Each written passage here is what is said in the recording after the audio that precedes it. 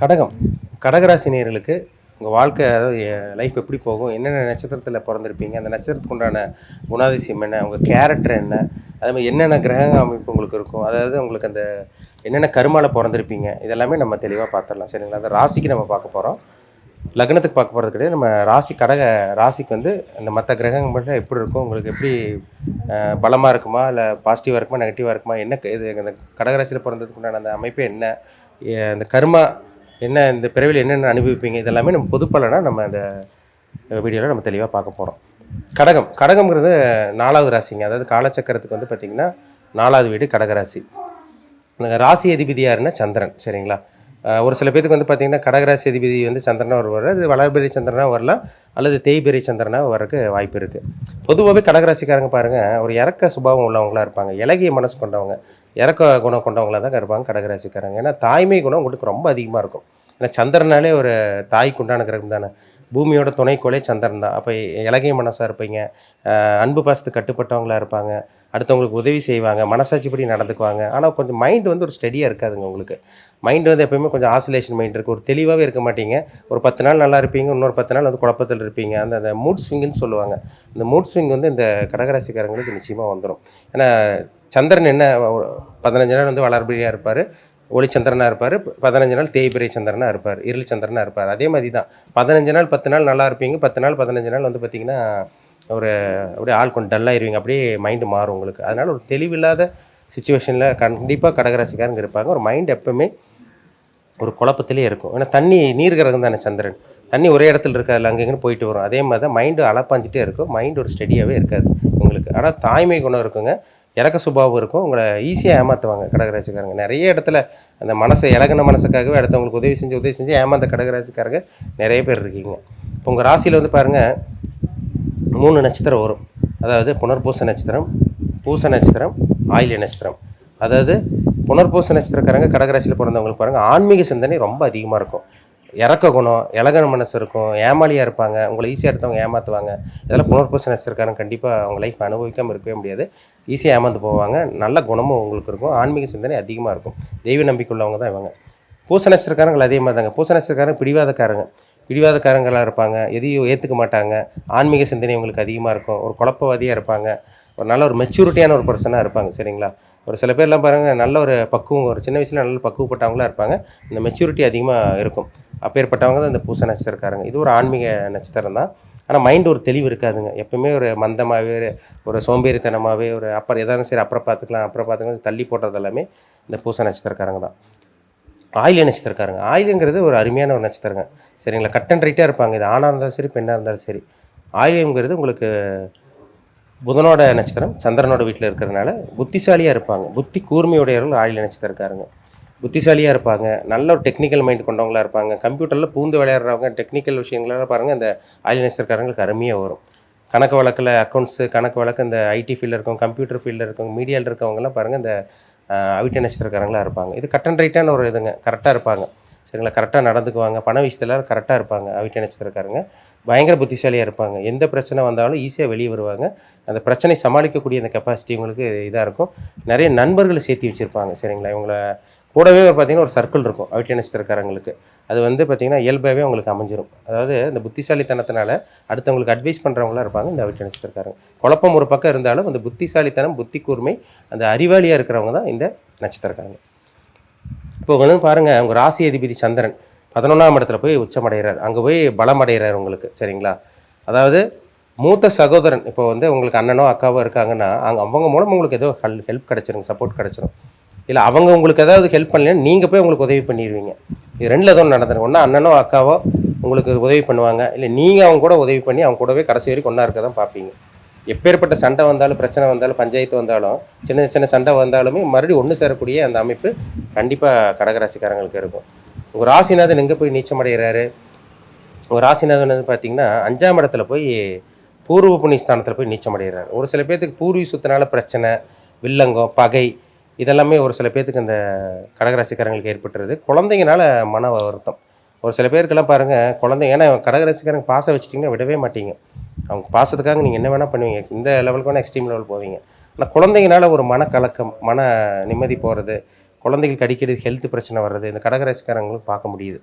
சரிங்களா? குழந்தைகிட்ட போய் உங்கள் ராசி அதிபதி போய் பலம் அடைகிறார்.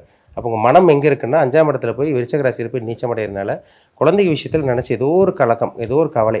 குழந்தை அப்படி படிக்குது, இப்படி படிக்குது, இல்லை குழந்தை பையன் பொண்ணு வாழ்க்கை இப்படி ஆகிப்போச்சு, அப்படி செட்டில் பண்ணணும்னு நினச்சா நம்ம வாழ்க்கை இப்படி போயிடுச்சுன்னு அந்த குழந்தைகளை நினச்சி வருத்தப்படக்கூடிய கடகராசிக்காரங்க இருக்கவே முடியாதுங்க. ஏன்னா ராசிநாதன் போய் 5ல் போய் பலம் இழக்கிறார். சரிங்களா? அப்போது குழந்தைங்கனால ஒரு மன வருத்தம், பூர்வீக சொத்துனால சில பிரச்சனைகள், இல்லை பூர்வீக சொத்து வந்து லேட்டாக விற்கிறது, லேட்டாக விற்று அதுக்கப்புறம் கையில் பணம் வர்றது, இதெல்லாமே கடகராசிக்காரங்க அனுபவிப்பாங்க. உங்கள் ராசிக்கு வந்து பாருங்கள், புதன் வந்து 3ஆம் அதிபதியாக இருக்கார். புதன் 3ஆம் அதிபதி வந்து பார்த்திங்கன்னா அவரே விரையாதிபதியாக வர்றார். சரிங்களா? இளைய சகோதரனால் விரயம், அல்ல இளைய சகோதரிக்காக நீங்கள் செலவு பண்ணுறது, இதெல்லாமே பண்ணுவீங்க. ஏன்னா உங்களை ஈஸியாக ஏமாற்றுவாங்க. கூட பிறந்தவங்க இல்லை, உங்களுக்கு சுற்றி இருக்கிறவங்களும் சரி, கூட இருக்கிறவங்களும் சரி, உங்களை ஈஸியாக ஏமாந்துருவாங்க. நீங்கள் பாசத்துக்கு அடிமையாயிருவீங்க. எமோஷனல் டைப்புங்க, அதுதான் பிரச்சனையே உங்கள்கிட்ட. அதனால் இளைய சகோதரனுக்காக செலவு பண்ணுறது, இளைய சகோதரனால் விரயம் பண்ணுறது, இந்த மாதிரி விஷயங்கள்லாம் உங்களுக்கு நடக்கும் உங்களுக்கு. சரிங்களா?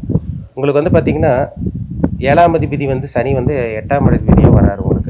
திருமண வாழ்க்கையில் மட்டும் உங்களுக்கு ஏதோ ஒரு குறைபாடு, அதில் வந்து ஒரு 100ல் ஒரு 10 பேர் தான் தப்பிக்கிறாங்க. 90% கடகராசிக்காரங்க திருமண வாழ்க்கையில் ஏதோ ஒரு குறைபாடு. ஏன்னா 7ஆம் அதிபதி 8ஆம் அதிபதியாக வரனால மனைவி அல்லது கணவன் மூலமாக அசிங்கமானம், இல்லை மனைவி அல்லது கணவன்கிட்ட சில கருத்து வேறுபாடு, இந்த மிஸ் அண்டர்ஸ்டாண்டிங் வருது. நீ பெருசா நான் பெருசா, நான் சொல்கிறது என்ன நீ சொல்கிறது என்ன அப்படிங்கிற மிஸ் அண்டர்ஸ்டாண்டிங் வருது. இல்லை கணவனோ அல்லது மனைவிக்கு உடல் ஆரோக்கியத்தில் பிரச்சனை, இல்லை கணவன் மனைவியினால் ஒன்றா உங்களுக்கு கணவன் அல்லது மனைவினால் உங்களுக்கு அசிங்கமான வர்றது, ஏதோ ஒரு காலகட்டத்தில் நீங்கள் சந்திச்சு தான் ஆகுறீங்க. அதை மறுக்கவே முடியாது. ஏன்னா கடகராசிக்கு வந்து 7ஆம் அதிபதியாக சனி வர்றாரு, அவர் அஷ்டமாதிபதியாக வர்றார். சரிங்களா? அதாவது கணவனோ அல்லது மனைவியோ, நீங்கள் கடகராசியாக இருக்கீங்கன்னா ஒரு ஆணாக இருந்தீங்கன்னா உங்கள் மனைவியோ அல்லது கணவனுக்கோ உங்களுக்கு வந்து பார்த்திங்கன்னா, நீங்கள் ஆணாக இருந்தீங்கன்னா உங்கள் மனைவிக்கு, உங்கள் பெண்ணாக இருந்தீங்கன்னா ஒரு கணவனுக்கு வந்து பார்த்திங்கன்னா உடம்பு சரியில்லாமல் போகிறது, இல்லை அவங்க வந்து உங்களை அசிங்கமானப்படுத்துறது, அவங்க மூலமாக சில கஷ்டங்களை சங்கடங்களை சந்திக்கிறது, இதெல்லாமே ஏதோ ஒரு காலகட்டம் உங்களுக்கு வந்துட்டு தான் இருக்குங்க. ஏதோ ஒரு குறை கணவனோ அல்லது மனைவி மூலமாக வந்து போகிறது பார்க்க முடியுது. சரிங்களா?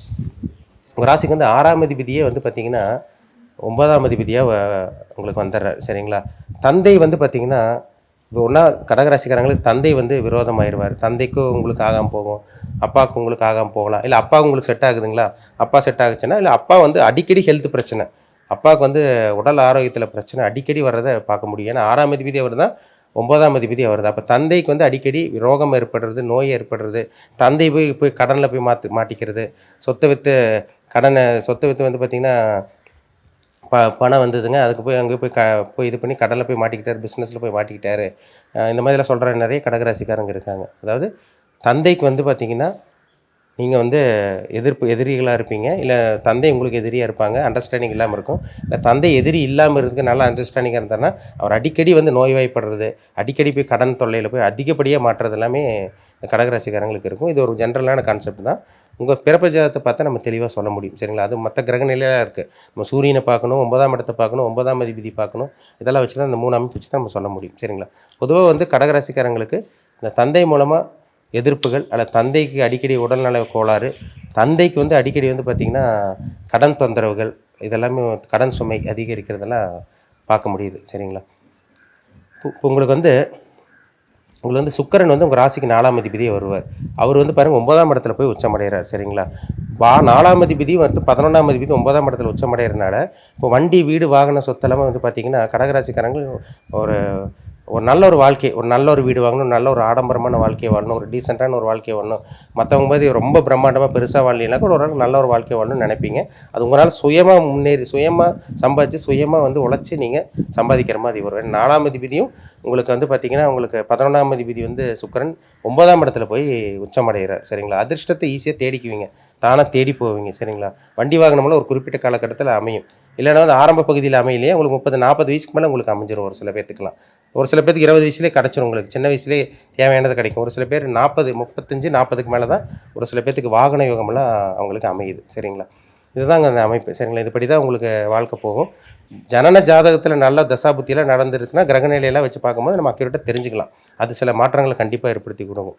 இப்போ உங்கள் ராசிக்கு வந்து உதவி செய்யக்கூடிய ராசின்னா கன்னி ராசிக்காரங்கிட்ட ஹெல்ப் கேட்டு பாருங்கள், உங்களுக்கு உதவி செஞ்சுருவாங்க.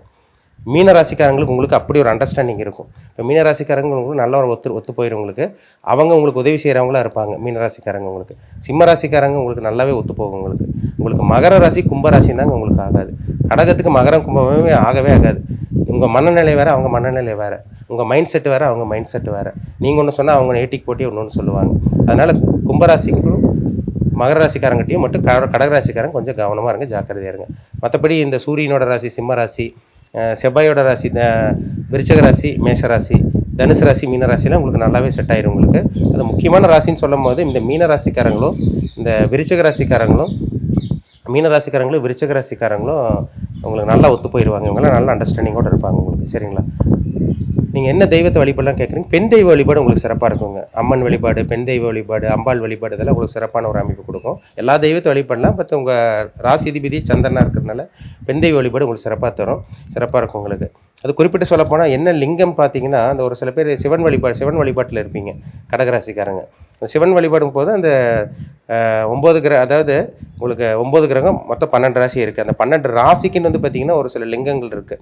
அந்த லிங்கத்தை அதுக்குன்னு சொல்லப்பட்டிருக்குங்க. நம்ம இல்லைங்க, முன்னோர்கள் அந்த சித்தர்கள்லாம் சொல்லப்பட்டிருக்குங்க. சித்தர் அவங்க மூலமாக நீங்கள் அந்த திருவண்ணாமலைக்கு அடிவாரத்தை கிரிவலம் போகும்போதே தெரியும். ஒவ்வொரு லிங்கம் ஒரு குறிப்பிட்ட 1.5-2 கிலோமீட்டருக்கு ஒவ்வொரு டிஸ்டன்ஸில் ஒவ்வொரு லிங்கம் இருக்கும். அந்த லிங்கம் வந்து பார்த்திங்கன்னா நீங்கள் வந்து பார்த்திங்கன்னா என்ன லிங்கம் வழிபடலான்னு பார்த்தீங்கன்னா இந்த வாயு லிங்கம் தாங்க. இந்த வாயு லிங்கத்தோட வழிபடுறது கடகராசிக்கு உகந்த லிங்கம் தான் இந்த வாயு லிங்கம் தான். சரிங்களா? அது நீங்கள் திருவண்ணாமலை போகும்போதோ நீங்கள் சிவன் வழிபாடு பண்ணிகிட்டு இருக்கவங்க, சிவன் பக்தராக இருக்கவங்கள இந்த லிங்க வழிபாடு நீங்கள் நல்லாவே பண்ணிக்க நல்லா பயன்படுத்திக்கலாம். சரிங்களா? ஒரு நல்ல ஒரு பாசிட்டிவ் வைப்ரேஷன் கொடுக்கும். அது கிரிவலம் போகும்போதெல்லாம் அந்த லிங்க வழிபாடு பண்ணிட்டீங்கன்னா ஒரு நல்ல ஒரு வைப்ரேஷன் கொடுக்கும் உங்களுக்கு. ஒரு மன நிம்மதியும் ஒரு மன அமைதி. அதே மாதிரி வந்து பார்த்திங்கன்னா உங்களுக்கு ஒரு சாமி வழிபாடு, இறை வழிபாடு பண்ணுறது ஒரு நல்ல மன நிம்மதி கிடைக்கிறதுக்கு, ஒரு மன நிம்மதி கிடைக்கும், நம்ம ஆன்ம திருப்தி அடைகிறதுக்கு தான் நம்ம அது இறை வழிபாடு பண்ணுறோம். அதை நீங்கள் தாராளமாக பண்ணி பயன்பெறலாம். சரிங்க? பொறுமையாக இருங்க, அவசரப்படாதீங்க கடகராசிக்காரங்க. ஏன்னா சில விஷயங்கள்லாம் அவசரப்பட்டு இது பண்ணிடுவீங்க. ஏன்னா கொஞ்சம் குழப்பவாதியாக இருப்பீங்க. ஏன்னா பாசத்துக்கு அடிமையாகி லைஃப்பில் மாட்டிக்குவீங்க. அதனால் அன்பு பாசத்துக்கு அடிமை கடகராசிக்காரங்க. அதனால் லைஃப்பில் வந்து பொறுமையாக இருந்து அடுத்தவங்ககிட்ட யார் நல்லவங்க கெட்டவங்க பார்த்து பழகி, அதாவது நின்று நிதானமாக யோசித்து பொறுமையாக இருந்து எந்த ஒரு காரியத்தை செய்கிறது நிச்சயமாக உங்களுக்கு ஒரு நல்ல விஷயத்தை நல்ல பலனை உங்கள் வாழ்க்கையில் ஏற்படுத்தி கொடுக்குங்கிறதுல மாற்றமே கிடையாது. மீண்டும் அடுத்த பதிவில் சந்திக்கும் வரை உங்களிடமிருந்து விடைபெறுவது உங்கள் ஜோதிடர் தமிழரசன். நன்றி, வணக்கம்.